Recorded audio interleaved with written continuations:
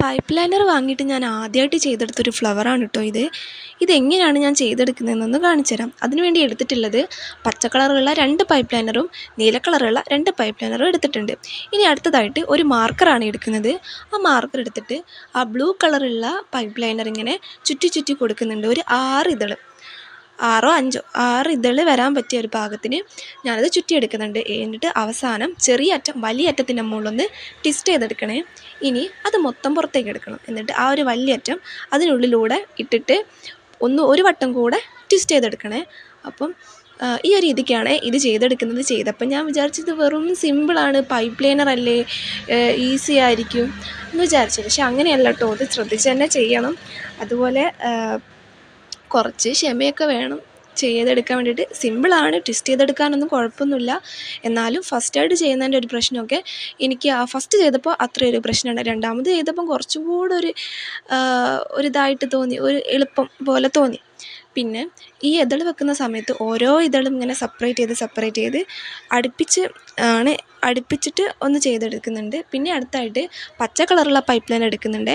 അതെടുത്തിട്ട് ഞാൻ രണ്ടായിട്ട് കട്ട് ചെയ്തിട്ട് ഇനി ആ ഒരു ബ്ലൂ കളർ എന്തായാലും പുറത്തേക്ക് നിൽക്കുന്നുണ്ട്. അത് കാണുമ്പോൾ ഒരു സുഖം ഉണ്ടാവില്ലല്ലോ. അതുകൊണ്ട് തന്നെ ആ ഒരു ബ്ലൂ കളറിൻ്റെ ചുറ്റും പച്ച കളർ ഇങ്ങനെ ട്വിസ്റ്റ് ചെയ്തെടുക്കുന്നുണ്ട്. അത് ബ്ലൂ കളർ കാണാതിരിക്കാനാണ്. ഞാൻ ഉള്ളിൽ കൂടെ അത് വെക്കണ്ടെന്ന് വിചാരിച്ചിട്ടാണ് ആ ഒരു രീതിക്ക് എടുത്തിട്ടുള്ളത്. അപ്പം ഈ ഒരു രീതിക്ക് എടുത്തിട്ടുണ്ട്. എന്നിട്ട് മൊത്തം ഇങ്ങനെ ആ ബ്ലൂ കളർ കാണാത്ത രീതിയിൽ മൊത്തം ആക്കിയെടുത്തു. പിന്നെ അടുത്തതായിട്ട് ചെയ്യാൻ പോകുന്നത് ലീഫാണ്. അതിന് വേണ്ടിയിട്ട് രണ്ടായിട്ട് ബാക്കിയുള്ള പൈപ്പ് ലൈനർ മടക്കിയിട്ട് ചെറിയ വശം വലിയ വശത്തിൻ്റെ മുകളിൽ ട്വിസ്റ്റ് ചെയ്ത് കൊടുക്കുന്നുണ്ട്.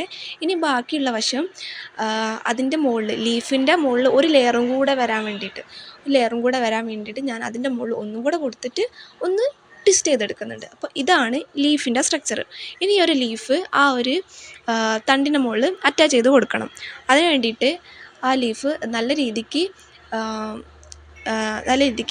ഞാൻ ആ ഒരു ബ്ലൂ കളറും ഇതിൻ്റെ മുകളിൽ ഏതൊരു കട്ടിയുള്ള വശം ആയിക്കോട്ടെ എന്ന് വിചാരിച്ചിട്ടാണ് ആ ഒരു വശത്ത് കൊടുക്കുന്നത് കേട്ടോ. ആ ഒരു വശം നന്നായിട്ട് ട്വിസ്റ്റ് ചെയ്തിട്ട് ആ ഒരു തണ്ടിൻ്റെ മുകളിലൊന്ന് അറ്റാച്ച് ചെയ്ത് കൊടുക്കുക.